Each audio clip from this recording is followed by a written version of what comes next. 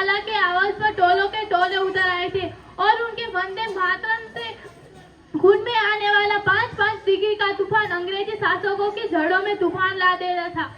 लोग मर जाते थे, मिट जाते थे, फांसी चढ़ जाते थे, तो वो भी अपनी देशभक्ति साबित कर रहे थे। ये उस दौर की एक कसौटी थी। उसके बाद 62, 65, 71 के युद्धों में अपना सुहाग गवा देने वाली और जब घर के हालत ये हो जाया करते थे कि मांग का सिंदूर गया, नन्हे निहालों की लंगोटियां चली गई, छोटी छोटी बेटियों की चोटियां चली गई, बाप की कमाई गई, भाई की बढ़ाई गई, एक ऐसा विस्फोट हुआ, पूरे देश की लंगोटियां चली गई।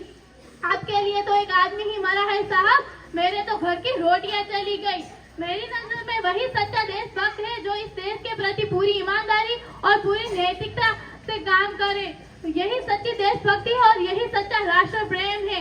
न सरकार मेरी है, न रब मेरा है, न सरकार मेरी है, न रब मेरा है, और न ही ये बड़ा सा नाम मेरा है। बस छोटी सी बात का गुरूर है मुझे कि मैं भारत की हूँ और ये भारत मेरा है और ये भारत मेरा है। हमारे कहा जाता है कि हमारा देश बहुत बड़ा लोकतंत्र माना जाता है, जहाँ पर हिंदू पैदा होते हैं, मुस्लिम, सिख, ईसाई भी पैदा होते हैं। लेकिन बदकिस्मत की बात यह है कि अब इंसान पैदा नहीं होते। मेरी नजर में न हिंदू की जरूरत है, न मुसलमान की जरूरत है, सिर्फ राष्ट्र निर्माण के लिए एक अच्छे इंसान की जरूरत है। हमारे देश का शिक्षण तंत्र 2 लोगों से बना हुआ है। पहले वो जो विद्वान है और दूसरे वो जो धनवान है।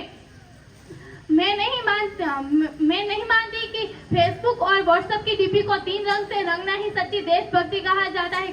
अगर आप कहेंगे कि साल में 2 बार हाथ में तिरंगा ले लेना सच्ची देशभक्ति है, तो मैं पूछना चाहूंगी कि फुटपाथ पर रहने वाला वो बच्चा ट्रैफिक की छांव में नंगे पांव में जब तिरंगा बेच रहा है, तो आप कहेंगे क्या उसकी देशभक्ति है?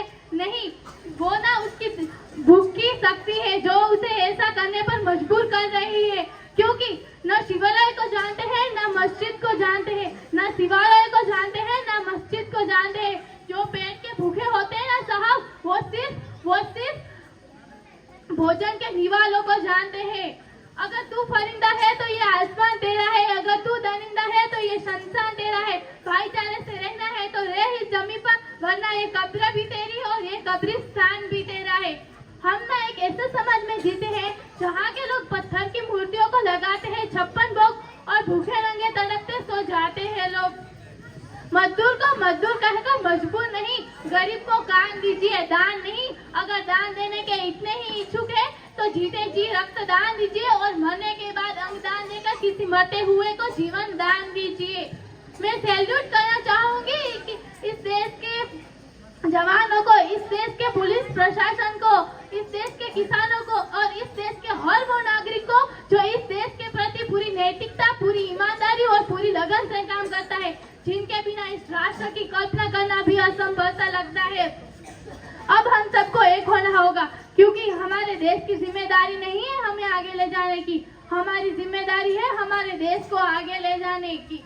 बड़ी बड़ी बातों करने से कुछ नहीं होगा, छोटी छोटी बातों को नजरअंदाज करने से ही कुछ हासिल होगा। क्योंकि हमें असल में ठोकर पहाड़ों से नहीं लगा करती, पत्थरों से लगा करती है। कहा जाता है कि हम महिला सुरक्षा में प्रथम नंबर में है, बिल्कुल नहीं, क्योंकि हम महिला सुरक्षा में विश्व में 4थे नंबर पर आते हैं। और महिला की भुजा नहीं, महिला का सम्मान किया जाए तो भी बहुत ही अच्छा है, बहुत ही अच्छा है।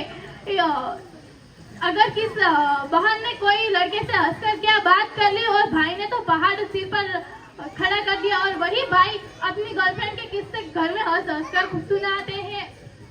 तो अंत में मैं इतना ही कहना चाहूंगी कि मेरा हिंदुस्तान महान था, महान है और महान रहेगा। मेरा हिंदुस्तान महान था,